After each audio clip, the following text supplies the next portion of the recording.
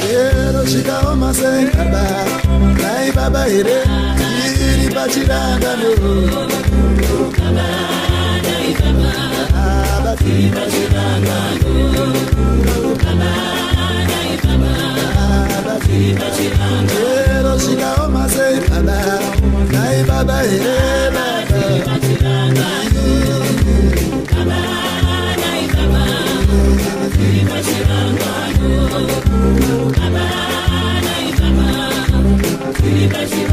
Quiero chica chorando a baba, nai baba ere baba, baba baba baba iri bachiranga. Change is not for Robert Mugabe, the change is for the people of Zimbabwe. Nai baba ere iri bachiranga no.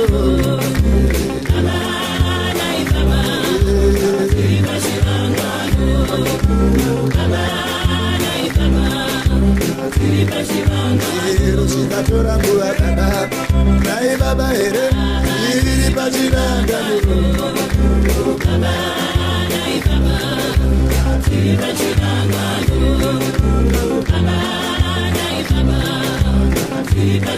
Quiero mucaro a sei baba, nai baba ere iri bachiranga no.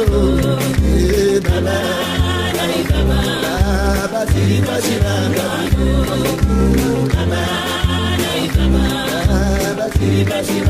Quiero mucaro a sei baba, nai baba ere baba baba.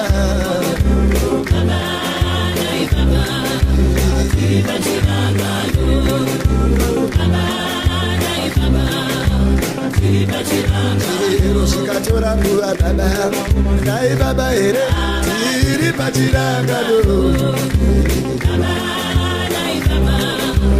Iri bachiranga no. Quiero chica chorando a baba, nai baba ere iri bachiranga no.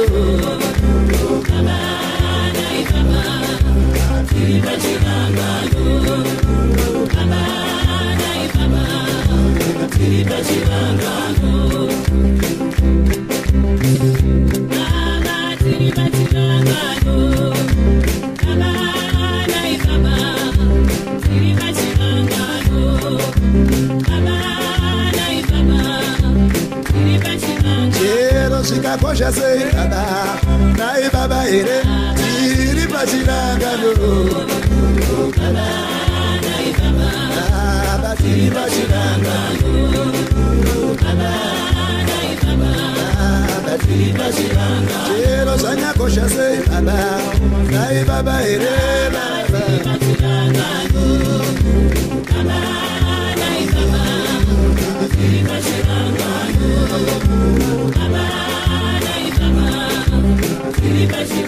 Quiero chica chorando a baba, nai baba ere baba.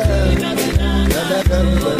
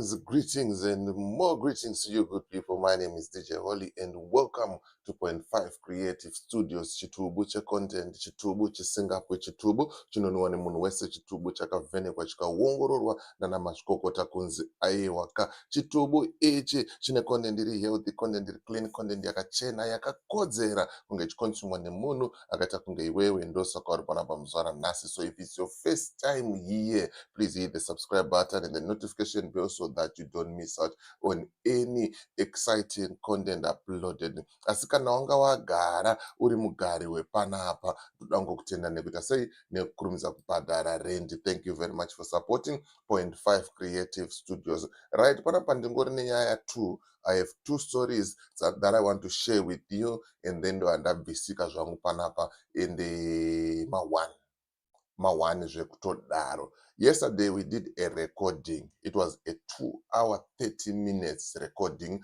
between me, Kuland, and Apostle Makore. Nyaya dzese dzamungangofungire dzamungangode kuziva nezvadzo when it comes to politics dziripo. And we are going to broadcast that recording nhasi manheru. But zvisinei, murecording iyi mune nyaya dziri kupisa dzatichazenge tichingotorawo tumapisi during the day, tichikukandirai kuti muuye muudze vamwe kuti tisangane manheru panenge takuita sei, takuita the 2-hour 30 minutes broadcast. And so you can watch it pa platform pangu panapa pa Point 5, or you can go pa platform pani pa Kuland. Moneta sei monozvionera ipapo handitika. So make sure you hit the subscribe button and the notification bell so that patinongonzi tapa live chabvondoka mumba maziva kuti chii zvakuitika zvinhu zvacho zviya handitika. Right, nyaya yemufesu uyu yakanetsa ikanetsa. But vanhu vakashaya answer kuti what is really going on, what is the relationship between these two. Uyu mufana uyu ari kungoluta ari kwaari ikoko, but nothing is being done about kuluta kwaari kuita mastands. Until a day before yesterday, President vabuda zvikanzi meya weHarare tinaye panapa hapana kwaari kuenda. In the discussion that we have, zvakamba zvazongobuda pachena tikati imi munonitaurira kuti Jacob Mafume haasi munhu wavaMunangagwa here. Zvikanzi Apostle is not just munhu wavaMunangagwa asi mwana wake. Mawani aya. Tabva ipapo, I'm just giving you my highlights. Tabva ipapo pane nyaya iri kutrenda on social media kunzi mukuru President Emmerson Dambudzo Mnangagwa vakange variko kumusangano nemaOVETS vachikurukura. But hanzi pakangobuda mota 60. Pamota 60 dzakabuda ipapo, hanzi 1 yacho ndeyavageza. Ndo nyaya dzatoda tizotaura tizokurukura in details, tobva tazodzita sei tozodzisa mudariro kuvanhu kuti vanhu munoti chii nazvo zviri kutaurwa izvi, munozvionawo sei. Kana tichiti tiri kuita politics dzacho, ndo politics dzacho here, pane kwatiri kuenda here. Mawani. Saka ndisingatambise nguva, let me just set up the video first so that I will show you video. After the video, ndobva ndazoita sei, ndobva ndazokuplayerera a little bit, I think 1 minute or 2 minutes from that recording. Mazvinzwira mega, mozvionera mega, tobva tazojambira munyayani yavageza tichipeta chirongwa. And one thing that I want you guys to understand, you have to understand kuti zvinhu izvi zviri kuitwa nevanhu vane mari.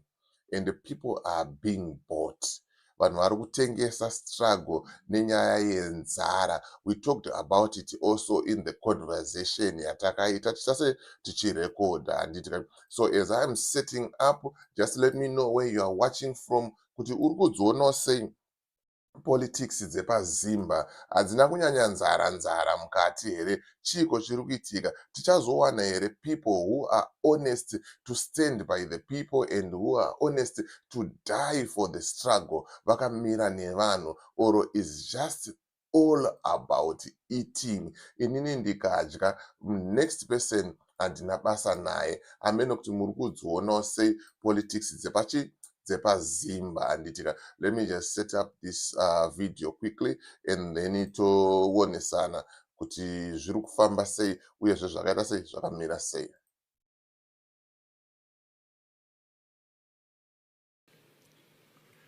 Meya vedu veHarare tinavo pano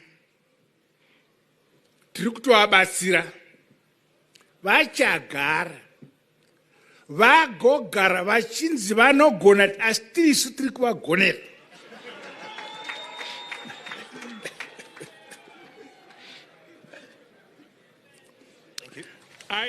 His Excellency, the President of Zimbabwe, Dr. E.D. Mnangagwa, allow me to write on the protocols that have been observed by the Master of Ceremony, and also to adjust the microphone to my height. It is with immense pride and a deep sense of civic duty that I stand before you today as we gather for this memorable occasion. This initiative by Geo Pomona dovetails into our aspirations as a city to restore glory to the Sunshine City of Harare. Right, kumberi uku hakuna zvakubasa uku, hakuna basa, inyaya yeumwe musi iyo, but ndangoti nditaure ndikuonesei kuti hanzi meya vedu veHarare tinavo pano, meya vedu veHarare tinavo pano handitika. Hanzi vachagara muchivati vari kugona, but tirisu tiri kuita sei, tiri kuchimhanya chino. Ndo politics dzemuZimbabwe padzasvika idzi. Yet isusu tinenge tichifirira tichirwisa kuti aiwa Advocate Nelson Chamisa ngavasasiya anozvani Jacob Mafume ngaasabva kuTriple C, ningi ngaasadai so. Yet atori munhu wavo arimo kudhara. Meya vedu veHarare tinavo pano tiri kutovabatsira, vachagara vagogara vachinzi vanogona, asi tirisu tiri kuvagonera.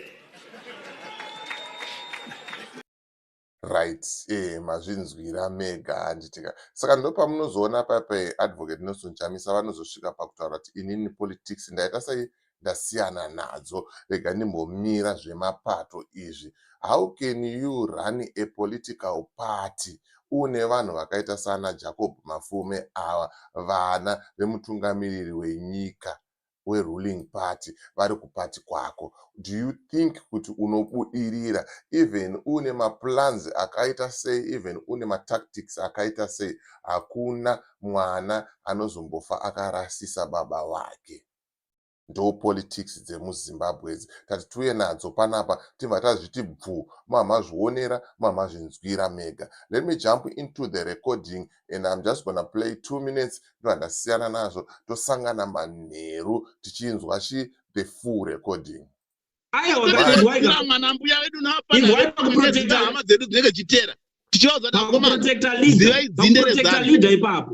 KuZANU-PF izvo Mnangagwa ari kungorwa disguise achiti ndenda resign ndingata sei, vabva vatanga kutosumuka vakomana 2030 vanhu vari kutoti itai kudii, ava ndo vari kutonyebera kumudhonza dhonza. Saka sinoita kuti vatete mudhonzawo sezvinongotwawo ikoko kwavo, vavo vanomudhonza vachimudza kuti aiwa iye achinge vanoda kuresign. Ora ndinoda kubvunza iwewe Kuland, leader wamudefenda ndazviona, ndiani vice waleader wako? Aiwa mavhaisi anenge ari manobva muvanhu, because isu kuZimbabwe hatina vanhu chimbomira. Kuland, iyo statement iyo he has got to account for it. Ini ndiri munhu anomonitor nekufollow politics kaidini. Hanzi vanhu vanobva kuvanhu, kuBulawayo uko, reason why Triple C lost is because vanhu havana kubva kuvanhu. He went and he stamped people in Bulawayo. He took Mashona akanovaisa kuMandebere. Mandebere, they were very upset about that, in case you were never told. Those vakatsamirwa naShabangu izvozvo izvo. Batai chokwadi manimi. Batai chokwadi, delay nechokwadi. Because people were taken from Harare to be placed to Bulawayo. Why should you take other people as if they are not people? Murukukanganisa. Aiwa, they can lead themselves. Nezuro chacha ndiri munangagwa kabule chitaura kuti zoni mafume wambove makamubvisa uyo acharamba chingonzi meya ari kugona tichimugonesa ndisu hapana zvamunomita amubvise ndewakezve nai asi wake chete mwana wake kana mamusingazvizive ndinda kupfurirai pamberi kuti Ana upanzwa apa, ana upanzwa, sorry, come again. Hanzi chikulenda apa ndapamisa apa, ana upanzwa. Hanzi mafume mwana wamunangagwa ndiaposto warito headline mangwana DJ Holi mafume hanzi mwana wamunangagwa. Yeah, conversation ichanetsa iyi because zvinhu zviri kubuda pana pama1 aiwa ini ndaizviziva zvangu pandaisangoda kuchitaura pandane proof manje. Hanzi source yangu nechitotaura kuti yabva kwakati. Ndatorinawo proof zvandakubvira zvitaura because masamona aizongouya handi. Aiwa, but let's move forward, gentlemen. Let's move forward. Because anangagwa baba kumunhu wese. Aiwa, let's move. Vakakanganisa ono dzinogadzirwa mumba ndo zvinoitwa izvozvo. Imi mukateera munhu asina power hapana kwamuri kuenda. To be honest, I know I'm paying a lot of truth. Right, ngatisangane manheru for this conversation. Ngatisangane manheru 8 o'clock. Inge uri panapa kana kuti uri paCoolient TV ndo pane conversation yese iyi. Mazvinzwira mega kuti haasi munhu wake chete. He is not just munhu wake chete, asi mwana wake. Ameno kuti tingaite sei kuti mupanzwisise ipapo. Let me just rewind and play it again kuti mupabate kuti hanzi haasi munhu wake chete, asi mwana wake. January 11 days iri kukuitirai 40 years. Problem is munenya kuprotect a leader when you don't want him to account for questioning. Aiwa, that is why mwana mbuya wedu napana kuprotect hama dzedu dzinenge chitera. Tichauza kuti protect a leader ipapo. KuZANU-PF izvo Mnangagwa ari kungorwa disguise achiti ndenda resign ndingata sei vabva vatanga kutosumuka vakomana 2030 vanhu vari kutoti itai kudii ava ndo vari kutonyebera kumudhonza saka sinoita kuti vatete mudhonzawo zvinongotwawo ikoko kwavo vavo vanomudhonza vachimudza kuti aiwa iye achineva ndoda kuresign. Ora ndoda kubvunza iwewe Coolent, leader wamudefenda ndazviona, ndiani vice waleader wako? Aiwa, mavhaisi anenge ari manobva muvanhu because isu Zimbabwe hatina vanhu chimbomira. Coolent, iyo statement iyoyo he has got to account for it. Ini ndiri munhu anomonitor nekufollowa politics kaidini. Hanzi vanhu vanobva kuvanhu kubulawayo uko. Reason why CCC lost is because vanhu havana kubva kuvanhu. He went and he stamped people in Bulawayo. He took Mashona akanovaisa kuMandevere. Mandevere, they were very upset about that, in case you were never told. Those vakatsamirwa naShabangu izvozvo. Batai chokwadi manimi. Batai chokwadi, delay nechokwadi. Because people were taken from Harare to be placed to Bulawayo. Why should you take other people as if they are not people? Murukukanganisa. Aiwa, nezuro ndiri Mnangagwa kabule chitaura kuti zoni mafume wambove makamubvisa uyo acharamba chingonzi meya ari kugona tichimugonesa ndisu hapana zvamunomita amubvise ndewakezve nai asi wake chete mwana wake kana mamusingazvizive ndinda kupfurirai pamberi kuti ana upanzwa apa, ana upanzwa, sorry, come again. Hanzi chikulenda apa ndapamisa apa, ana upanzwa. Hanzi mafume mwana wamunangagwa ndiaposto warito headline mangwana DJ Holi mafume hanzi mwana wamunangagwa. Yeah, conversation ichanetsa iyi because zvinhu zviri kubuda pana pama1 aiwa ini ndaizviziva zvangu pandaisangoda kuchitaura pandane proof manje. Hanzi source yangu nechitotaura kuti yabva kwakati. Ndatorinawo proof zvandakubvira zvitaura because masamona aizongouya handi. Aiwa, but let's move forward, gentlemen. Let's move forward. Because anangagwa baba kumunhu wese. Aiwa, let's move. Vakakanganisa ono dzinogadzirwa mumba ndo zvinoitwa izvozvo. Imi mukateera munhu asina power hapana kwamuri kuenda. To be honest, I know I'm paying a lot of truth of the matter is get my word. Right, mazvinzwira mega, mazvionera mega. Let's take a look at this picture that I've just put here. That is Shaun Mnangagwa and that's Jacob Mafume. pamusoro apo. Ameno kuti muri kuzvionawo sei. Pari kupisa. And picture iri pabackground pangu pamashure apo ndibaba nemwana. You can even tell kuti mhino iyo haina kana chakawanda chiripo. Let's move forward and let's see this one. Right. Ndozviripo, ndozviri paground, ndozviri kutoitika zvamanje manje. Whether you like it or don't, but ndozviri tori paground zvamanje manje anditika. So, ndozviri kuitika. Let's move forward. Tipinde munyaya yavageza. Timonzwa kuti zviri kufamba sei, zvakamira sei, chichiri kumhonyasoitika. Ndakambokuudza ndikati Mundarageza is not feeling well. Nanhasi haasati akunzwa bho. Achiri kuti sei achiri kurwara. And some they are saying Mundarageza apera. Mundarageza Mundarageza haachaite comeback zvadhakwa. And then sisi wangu Rumbi ndakavaudza ndikataura ndikati Geza is not feeling well. And Geza is not going to come out in the next 7 days simply because ari kurwara. Ukatozviona akuchizobuda akuita public appearance, unge atomboserera utano hwake hwadzokedzana panzvimbo. Ndakazviprova izvozvo, and today razuva rechi6, mangwana ndozuva rechi7, 7 days dzinenge dzakwana. Nekuti chandaida kuprova kuratidza kukuudzai, kukuonesai kuti vamwe vanhu vanenge vachingonyepa. Ende mune muchiti muri kumhanya neThe Geza Revolution. Geza amboriwe pati ipi? Is ZANU-PF. So, saka musauye panapa muchituka vanhu veZANU-PF yeti imimi muri kusapota a revolution from munhu weZANU-PF. Ndopatiri kuoneka kunzi mazimba tine madouble standards. Kana tati tiri kuopoza let's just oppose zvinhu zvacho zvese tongoziva kuti ZANU-PF haisi kuita zvinhu nemazviro kwazvo. Zvakadhakwa, and it's true. Muconversation iyo muchazozvinzwa zvimwe zvinhu zvichakushokai kuti ndo zvinhu zviri kuitika izvi, ndo mamiriro akaita zvinhu aya. So let's focus on zvinhu zvine basa. Let's focus on zvinhu zvakakosha. Takataura pamusoro paGambakwe, tikataura pamusoro paMukoma Simba, tikataura pamusoro peZBC, tikataura pamusoro pavageza, tikataura pamusoro paAdvocate Nelson Chamisa. Everything that you need to know about Zimbabwean politics. Mawani aya. Mawani. Zvekutoita sei? Zvekutodaro handitika. So let's continue and let's keep on praying for Mundarageza. So yesterday Chimama broke a story. Let me see if I can get the screenshots there quickly. Break a story.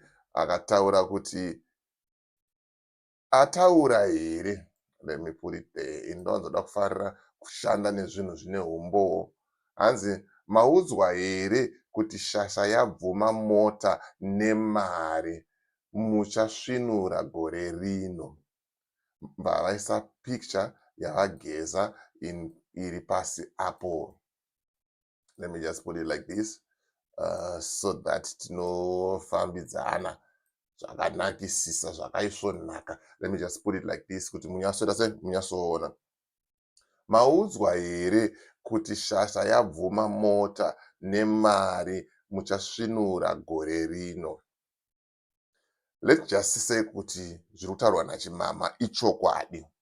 Let's just say kuti Geza wacho apiwa mota. Anayo mota.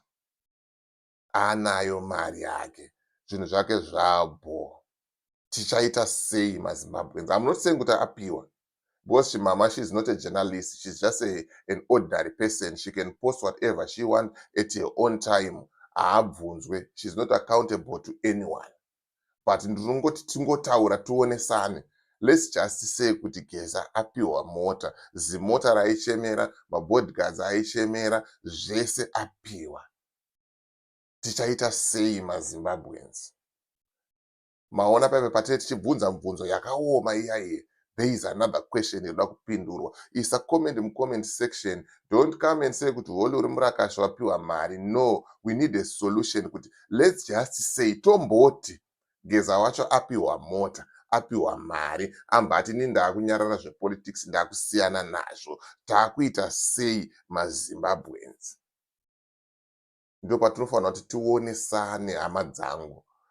Pandinouya ndichibvunza mibvunzo inorwadza paipai, pandinouya ndichitaura zvinhu zvandinenge ndichitaura paipai, tichida kuedza kuti tivhurane, tionesane kuti simbi inorodza imwe simbi. Handiti inini from the word go and trust ZANU-PF. Ndinogara ndichitaura panapa and I will never trust ZANU-PF because ZANU-PF unhu hwayo tinoiziva. Saka tinenge takuita sei hama dzinodikanwa? Tinenge takuenda kupi? Tinenge takuenda kupi? Mawani aya. Mawani chaiwo aya. Right, ndikuona ma-comments ari kuuya. Brighton Piri, thank you for watching. Kundai, thank you for watching. Wajazi, yeah, Wajazi, thank you for watching. Let me see, hanzi Holy Chimama anotove nemaonero akavhurika. Hanzi akavhurika chose. Yeah, guys, muona tichi. One thing, tikaona Chimama achiposta, we start crashing kuti she's ZANU-PF agent. Alright, let's just say she's ZANU-PF agent. Munhu waMnangagwa akapiwa mari. But listen to what she's saying. Kokana apiwa mari. I'm not saying kuti munhu waMnangagwa, but I'm just saying kuti ngatimbobvisai zvese izvozvo ndozvinotitarisa kuti tione zvinhu clearly. Tozvibvisa izvozvo zvekuti murakashi muzano let's remove. Zvikanzi manzwa here kuti shasha yabvuma mota nemari. With the situation in our Geza right now is very, very vulnerable and he is willing to take any deal rinenge raiswa patable. I'm not saying kuti abvuma ndibate ipapo. I'm not saying kuti abvuma, but let's say kuti abvuma motikari Geza atora mari. What's next for the citizens of Zimbabwe? Chimbopa funga ipapo usati watanga kutaipa zvauda kutaipa comment section, usati watanga kuda kundituka. Let's just say kuti abvuma. M31 yafaka hapasisina ere. Saka change hapasisina ka. VaMnangagwa vakutosvika 2050 varipo. Amen.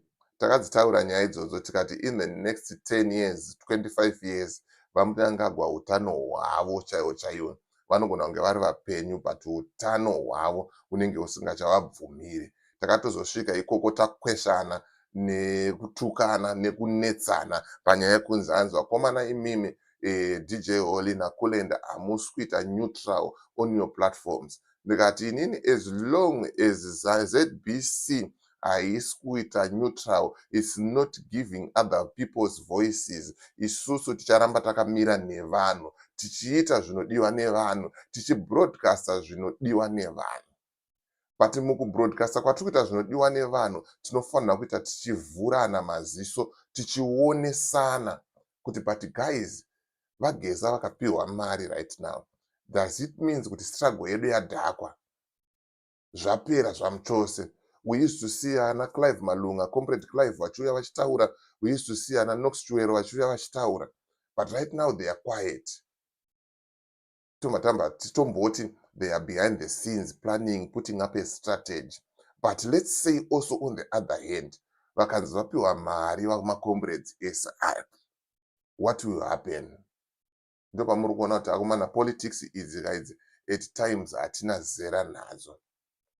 At times before we are too quick to judge, kana too quick kutuka vanhu kuti muri akashi uyo akapiwa mari uyo, let's just listen. Timbonzwa kuti but zviri kutaurwa izvi zvakamira sei, ichokwadi here, zviri kufamba sei.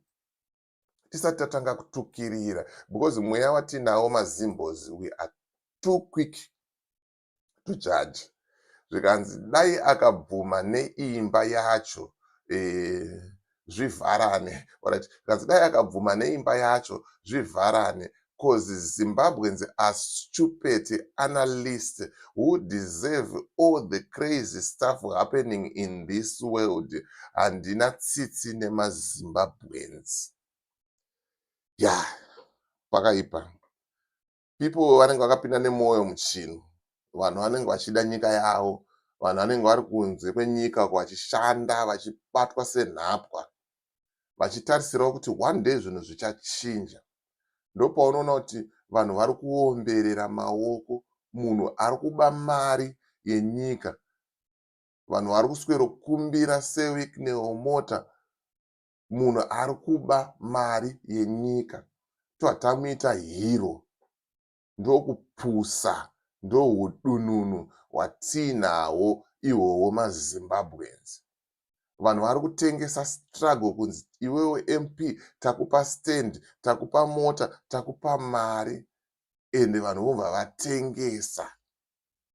Makaona zvakaitwa naChabangu, asiri wekutanga. Makaona zvakaitwa naDouglas Monzora, asiri wekutanga. Makaona zvakaitwa naMai Kupe, havasiri wekutanga.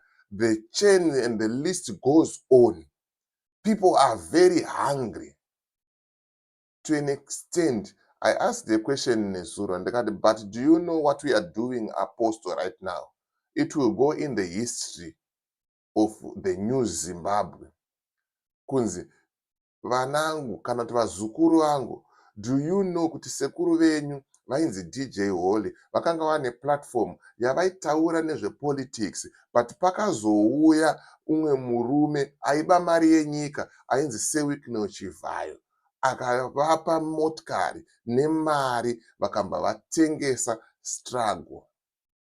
How would I feel kana kuti vana vangu vazukuru vangu vanofila sei? Ndo pandiri kutaura paya kuti guys, sometimes tinodzitaura nyaya idzi and people are too quick to judge. Vanhu vangomhanya vobva vatongokuti uri murakashi, wapiwa mari, wazodai so, wazodai so. But kana tichitaura kuti let's come up with a solution. Chimama vanogara vachitaura kuti amana ngatibatanidzei zvinhu, ngatidai so, ngatispread a message via WhatsApp, ngatidai. But isusu we are so foolish zvekuti tinovhana kuti Chimama muzano PF, Chimama akazoti. I'm not here to defend Chimama, but I'm just using it as an example iri padhuze that you can relate because she has been on this platform. Ndokupusa kwatakaita maZimbabweans. Right now nyaya yenyoka yemabhunu ndakazoinzwa yakutaurwawo nepamwe vakutoitawo zvimwewo zvavari kuita zvavo. Musadaro wakomana. Let's just fight chinhu ichi pamwe chete. Handitika zvikanzi wangu usadaro. Wangu usadaro. Let's see if I can get another comment there quickly. Pakaipa, parikupisa. Ameno kuti muri kuonawo sei nyaya iyi. Zvikanzi V11 Chimama tipe tione. Kune vanotaura kwavasina kuswera. After all, Bombshell Geza deserved the car. He is not a fake war veteran.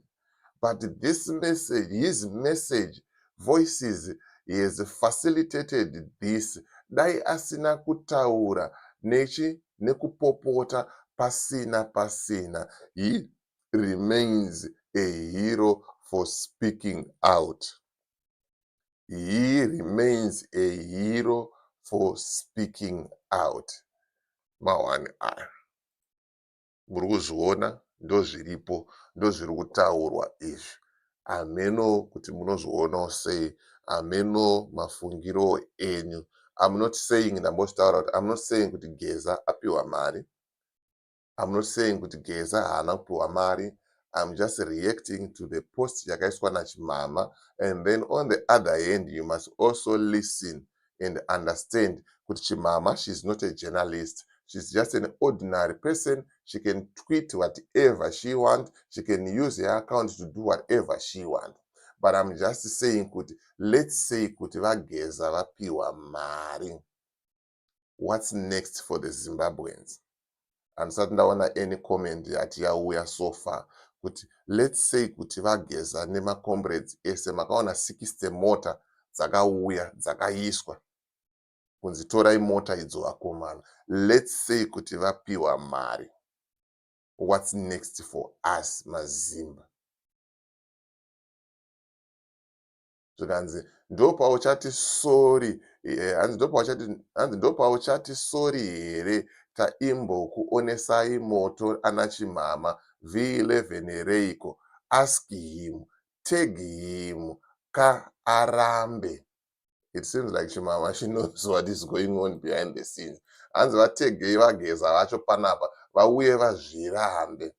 You know one thing that I'll tell you, some of these things ukazoona zvaakubuda zvakutaurwa, just know kuti pane zviripo, pane zviri kuitika kana kuti pane zviri kurongeka.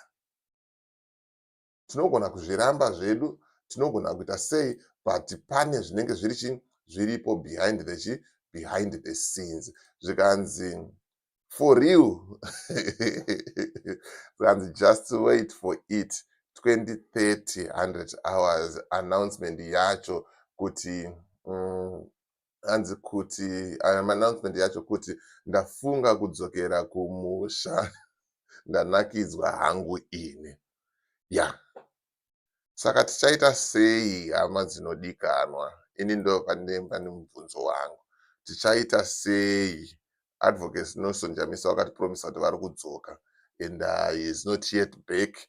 And vageza vari kunzi vapiwa mari. Tomboti vapiwa mari. Tiri kusara tisina opposition. Muaudio randakuudza iri richati broadcaster na 8 o'clock. Takazosvika to a conclusion na Coolant ndikati zvikanetsa Coolant 2028, let's go there and represent the people. Tinopinda pa ballot paper ipapo tomira nevanhu because we've been standing nevanhu. Anditika zvikanzi ukataurira vanhu kuti ningi nanhingi maprojects anhingi unonyombwa. Ndopaipa ndambotaura kuti maZimbabweans, we are very too quick to judge. We are very too quick. Toita kunge tanga tiripo Geza achipiwa mota kana achipiwa mari. Toita kunge tanga tiripo Chimama achipiwa mota kana achipiwa mari. Kana Hola achipiwa mari kunzi atengese struggle. Unongona munhu from nowhere ngoti murakashuyo akapiwa mari uyo akaita sei. But isusu manje on that audio tino vanhu vataito pinpointer kuti ningi project ningi akapiwa mari. Why were we doing that? Because we know of their actions nemaitiro avo nezvavari neagenda yavari kupusha. So hanzi we are too quick to judge. Tinokurumidza kumva tati maya ma1 aya ma1 aya ndo zvinhu zvatiri good at izvozvo. But pane information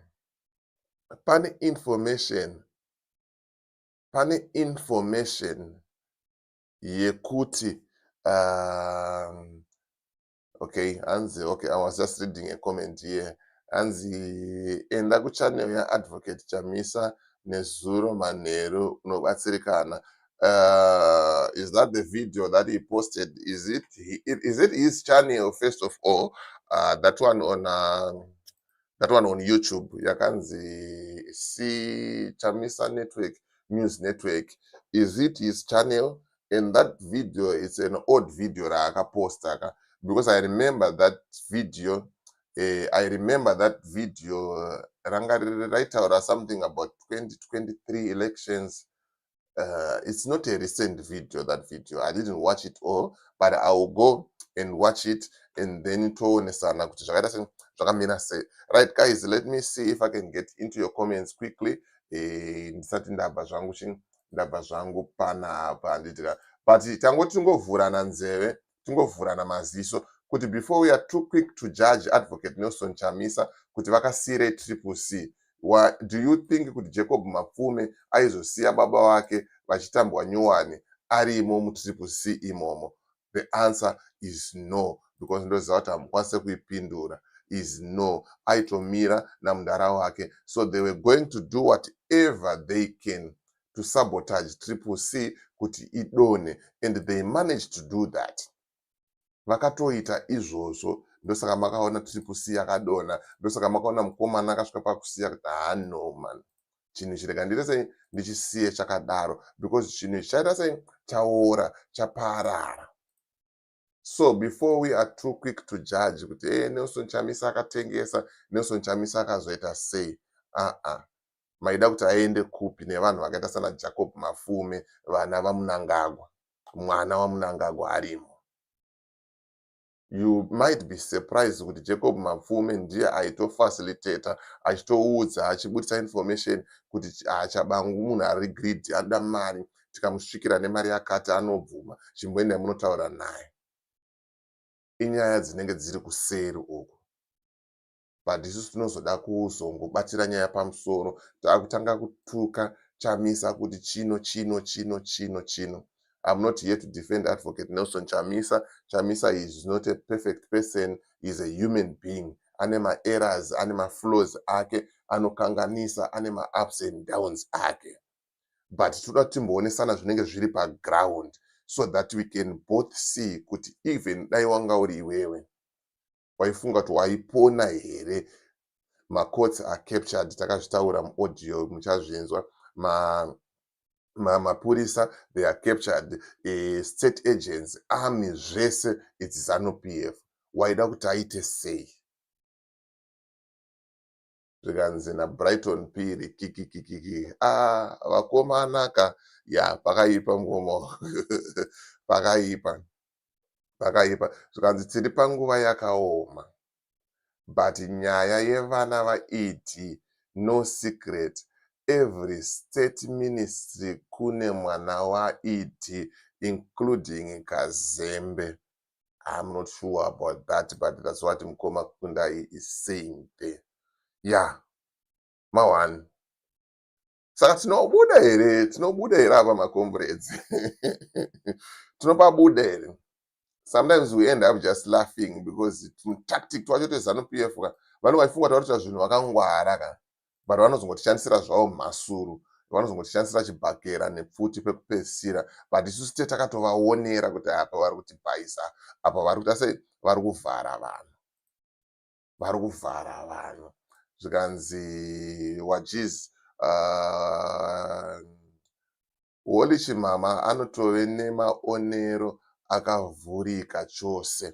Yes, that's true. I agree with you. And it zvikanzi Mukoma Andrew enda kuchannel yaAdvocate Chamisa zvanezuro manheru Holy unobatsirika. Yes, Yanzi, that's his channel. Okay, I'll go back and watch the video because I only watch Peptanga when somebody sent me a link. Yanzi Holy, DJ Holy Chamisa was surrounded by dangerous people. It's likely and God's grace that he is still alive today. Awunyepe papo, awunyepe. That's 100% correct. That's 100% correct. Auskutaura nyaya dzekuti dzekunyepa. Mukomana zvinhu zvanga zvakamuomera. So he ended up giving up the party.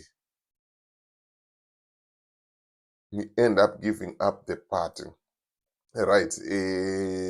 Let me see. Can I open the lines? Do we have anyone who wants to contribute anything on this topic? Kana kuti tovhara zvedu program because it's almost 45 minutes. Ndakati live angu ndauda kumaita shorter between 30 to 45 minutes. Let me just put the number there. If I don't get a call in the next minute or so, I will just close the broadcast. Saka mazvinzwira komana mazvionera mega. Let's make sure kuti Nas Manheru. There is my number. If you want, you can call me, give me a WhatsApp call right now and contribute whatever you want to contribute. Anditika. Saka Nas Manheru audio iri rinonzi recording iyi tichange tichibudisa, tichange ichipinda muwanhu. Takataura nyaya dzakawanda, and like what I have said, tichange ndichikupai tuma snippets during the day as a build up to the final broadcast. Let's just listen to the conversation between me as I wait for anyone who want to contribute towards nyaya idzi. Let's just listen to the conversation between me, Kuland, and Apostle Makore. January 11 days, it will be like 40 years. Problem is, munenya ku protect a leader when you don't want him to account for questioning.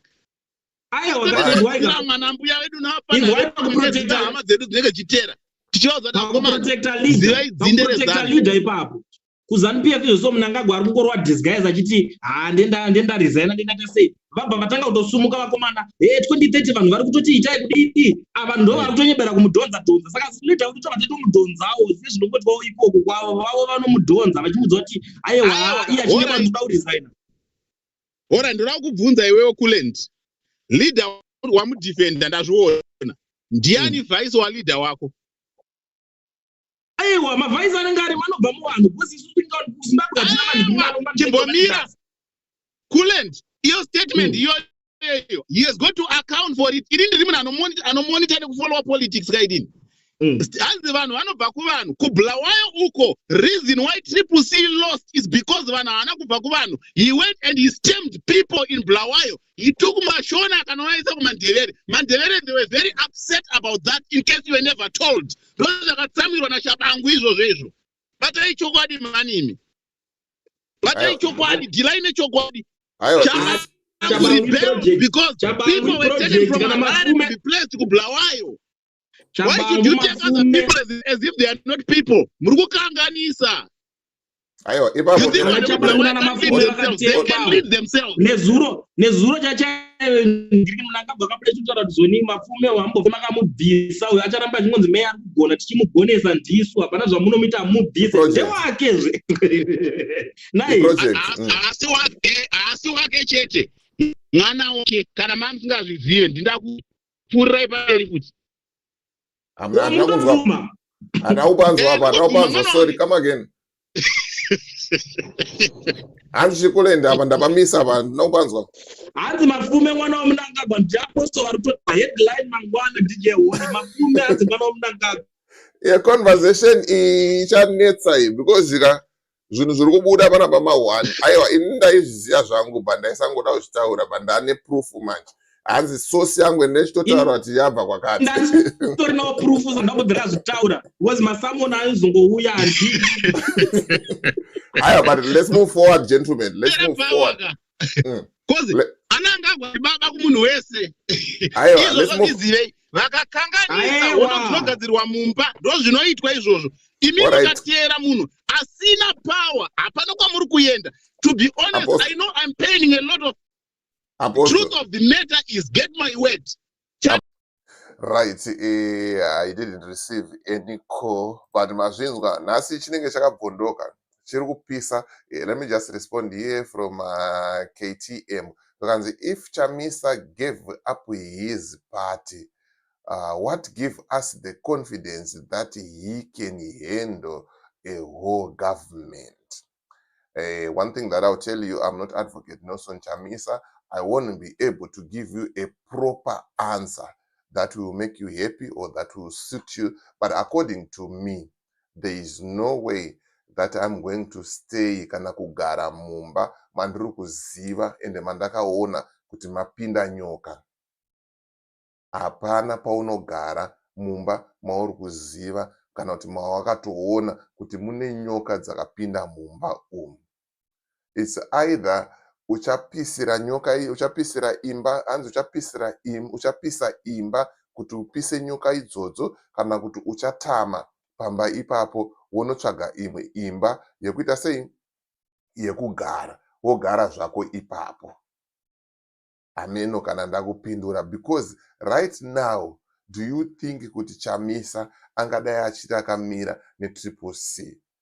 There is another comment yauya pamusoro apa zvikanzi Chamisa was surrounded by dangerous people who are hungry, people who are greedy, vanhu vane nzara, vanhu vaida ukuru, vanhu vaida mari. Right now, Amanaka and Rukutaura, the only reason why ZANU-PF ichiramba ichita zvairi kuita is because they've got money. Maria Wakaba yavari kuita sei, yavari kushandisa kuti varamba vari mupower. pakawana someone with money, someone with with influence like Advocate Nelson Chamisa, and who have the resources yekukwanisawo kutenga vanhu vari influential, handikunyeperei. Kana munhu akambotengwa ne10,000 kana ne1 million, anokwanisa kutengeka futi ne2 million. But nyaya iri kuitika ndeyekuti vanhu vedu isusu vane nzara. Politics dzedu isusu ndedzedumbu. So to answer your question on that one, I think that was the wisest decision yekuti rega ndisiye vaite zvavari kuita, toita sei toenda kumberi. Makaona Mwonzora akanotora Nhingirikini Harvest House, tikamuudza tikati Mwonzora haisi Harvest House iri kudiwa, harisi zita repati riri kudiwa, haisi uniform regalia yepati iri kudiwa, haisi face yavatsvangirai. But right now vatsvangirai vakasiya vaisa mukomana uyu, ende ndo munhu ari kuteerwa nevanhu. Vanhu vari kuteera mukomana. Ndosaka makaona kuti Mwonzora right now is a failed politician. Akawana mazero. Inini ndikakompita naye, ndikakwikwidzana naye Mwonzora uya ndinomudya inside out. Ndosaka makaona maikupe ezvinozvi zvinhu zvavo zvakavadhakwira. Saka tofanira kuti kana muchiita game yepolitics iyi, ndosaka zvinzi politics is a dirty game. Politics is a dirty game and it's very dangerous. Mawani zvikanzi natiri vangani makoni, mabhuma nhasi kuti mapfume mwana wemukuruka, kana Tinashe Mugabe haadiwi apa. But wait and see interesting party, interesting party that will shock you kuti Chamisa mwana wahane kuZANU-PF ikoko. In fact, pana Mnangagwa munofenda. Yeah, this is a propaganda erezi mkomo wangu. Pakaiva pari kupisa. Tipe information, namba dzeWhatsApp muri kudziona dziri mucomment section. Tipe information uyai nazvo zvese. Zvikanzi ask Chimama kuti mahovheti akapiwa 500k, Comrade Geza 500k plus ka munhu ari pamanhunt, zvinomeka sense here? Treason charges. Aiwa guys, muchadza kunzwisisa one thing. Dai makanzwisisa kuti Geza is ZANU-PF from the word go. Geza mwana wekuZANU-PF. Geza akazvarwa kuZANU-PF. Saka mwana akatuka baba kana kuti akati baba mauraya nenzara, akatiza pamba, akazoudzwa kunzi enda unokumbira ruregerero kuna baba, anogona kutuma sekuru oya votaura kuti mwana anga afa nenzara zveshuwa. Dai mamunzwira kutsitsa aita sei auya pamba kunzoko ari kutambura. Baba vanonzwisisa vomudzosa, because baba vanenge vasingade kuti vanhu vekunze varambe vachiziva kuti ndo zvakaitika kana kuti ndo zviri kuitika mumba mavo. Ndo nyaya yamanzwiro andakaitawo inini zvichinzi akanzi akumbire ruregerero kune mukuru wenyika. So he did, because zvinhu zvake zvanga zvisina kumumirira zvakanaka. Saka ndambotaura ndikati Chimama, she's not a journalist. Asi journalist Chimama is just an ordinary person. She can post whatever she wants, and we are just reacting with what if. Hatisi kuti akapiwa. Let's wait and find out kuti zvakamira sei. Ndikati what if akapiwa, tichaita sei? What if akapiwa? So get me right ipapo, and zvikanzi Natendai Mashanje, zvikanzi Chamisa is a ZANU-PF project. Aripo kuvhiringidza revolution. Which revolution are you talking about, mukoma wangu? Because right now, let's say kuti Geza akapiwa mari, akapiwa mota, tichiri neM31 here kana zvinenge zvatodhakwa. Takutomirira mumwe munhu achazomutswawo naJehovha mazuva ari kuteera, kana kuti takumirira kuti mukomana adzoke. Which revolution are we talking about? Mawani aya zvikanzi na KTM Chamisa muzukuru waED, endai kunoona video yaChief Charumbira Simple. Where is the video? Where can we get the video? Because nyaya idzi ndo dzatinotoda, ndo dzatinofambira ende toatangodzuya nadzo pachena, todzisa paplatform, todzizeya, tokurukura, toonesana. Because right now uri kuona kuti politics dzadzi dzataita kudhara dzadzi dzekuti taitukana, tichirovana, tichiita sei, aiwa. Makufanira kutouya masupporters eZANU-PF mese moungana moti mpana Kulendi zvaari kutaura ari kuti bohwa zvedu but rikatimbomubatsirawo pakati nepakati. Mpana Holy zvaari kutaura izvi zviri kuti bohwa rikatimbomubatsirawo pakati nepakati. Isusu tototeerera kuti zveshuwa. We tolerated Apostle Makore for 2.5 hours. Tichikweshana, and at the end takazongopedzisira tataura kuti aiwa, I think isusu what we are doing is right. We will stand with the people. But it was a very interesting and very exciting conversation. Pasina mbotuka mumwe munhu kuti kuningiri kwamai vako kana kuti kwakazoti kana zvakazoti. It was a straight talk, good conversation. Ndokwatoda kuenda ikokoko. So if it is true, I will do a research on that one kuti Chamisa hanzi muzukuru waED endaimunoona video raChief Charumbira Simple. Ndinoona video and then I will come back. I promise you on that one. Ndokuudzai kuti bo here zvirikuita sei zviri kuitika. Guys, if you want to contribute, kana wazoona live stream inoyi yabva, there is my number on the screen. Ndifonere, send ama audios. Ita zvese zvaunoda, tiite sei tikurukure, tionesane, because at the end of the day, the struggle haisi yangu ndega, haisi ya Kulendi, haisi ya Advocate Nelson Chamisa, haisi ya Vageza. Ndeye munhu wese. Ndeye munhu wese, mwana wevhu, mwana weZimbabwe, anoda kugara zvakanaka. Anodawo kudyawo chingwa nemazai. Anodawo kufamba netransport yakachipa. Anodawo kugara mumagetsi. Anodawo kunwa mvura inobuda patepi. Let's say timbotaura apa panoti rwadze vanhu veZANU-PF vakawanda. Ian Smith akaenda, mvura yaibuda patepi. Magetsi aisaenda. Mugwagwa yanga yakanaka. Mugabe mbauya mbazvatanga kudhakwa. Ene zvaMnangagwa vauya zvadhakwa wese. So who do we say is better? Don't you think kuti Ian Smith was better because mvura yaibuda patepi? Magetsi anga ariko.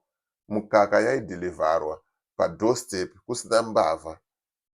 Maizvitaura imimi vakuru, imimi taizvinzwa. Manewspaper achikandwa padoorstep. Hapana munhu wanzi mainhingi kana kuti baba nhingi panext door vashaya mukaka yavo. Zvese izvozvo zvaiitwa. So patinenge tichiti nyika iri kuvakwa nevene vayo, pamunenge muchitaura kuti nyika iri kuvakwa nevene vayo, munenge muchiedza kuita sei? It seems like you are destroying more than building. Mawani aya. Mawani. But anyway guys, just hit the subscribe button. Ndichadzoka netumwe tumasnippets tandenge ndichikuudzai, ndichikuonesai kuti mawani zviri kuitika, handitika nyaya idzi dzatakakurukura nadzo ihombe. Let me just close ndichikunzwisai audio. So as for me, DJ Holly and the rest of the crew behind the scenes, tukuti is bye for now. Ngatisangane muvideo rinotera. And thank you for supporting 0.5 Creative Studios. To those who would like to get in touch with me, get in touch with me. My number is on the screen. Toyota saying tokurukura. Send your contributions, your audios, zvese zvamuri kuda ipapo. Let's listen to the conversation one more time and then I sign out. January 11 days, it will be like 40 years. Problem is, munenya ku protect a leader when you don't want him to account for questioning. That is why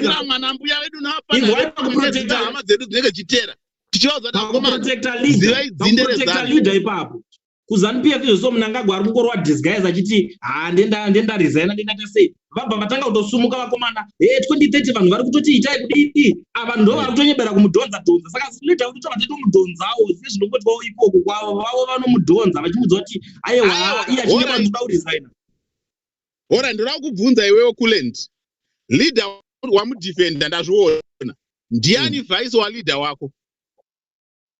aiwa mavhaisi anenge ari manobva muvanhu because isu tingaona kuzimbabwe hatina manhu chimbomira Coolant iyo statement iyo he has got to account for it irindi rimwe anomonitor nekufollow politics kaidini hanzi vanhu vanobva kuvanhu kubulawayo uko reason why Triple C lost is because vanhu havana kubva kuvanhu. He went and he stamped people in Bulawayo. He took Mashona akanovaisa kuMandevere. Mandevere, they were very upset about that in case you were never told. Those vakatsamirwa naShabangu izvozvo izvo. Batai chokwadi manimi. Batai chokwadi, delay nechokwadi. Because people were taken from Harare to be placed to Bulawayo. Why should you take other people as if they are not people? Murukukanganisa. Aiwa, you think they can lead themselves. Nezuro chacha ndiri munangabva kapedza kutaura kuti zoni mafume wambova makamubvisa uyo acharamba chingonzi meya ari kugona tichimugonesa ndisu hapana zvamunomita amubvise ndewakezve nai asi wake chete mwana wake kana mamusingazvizive ndindakupfurirai pamberi kuti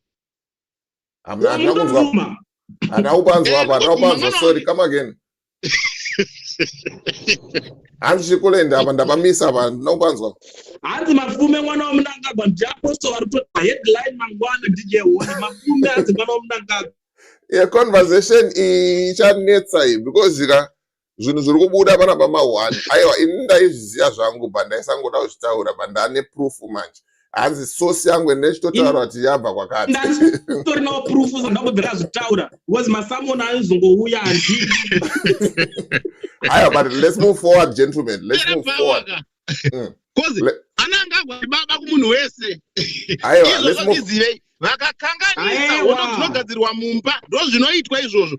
Imi mukatera munhu asina power hapana kwamuri kuenda. To be honest, I know I'm paying a lot of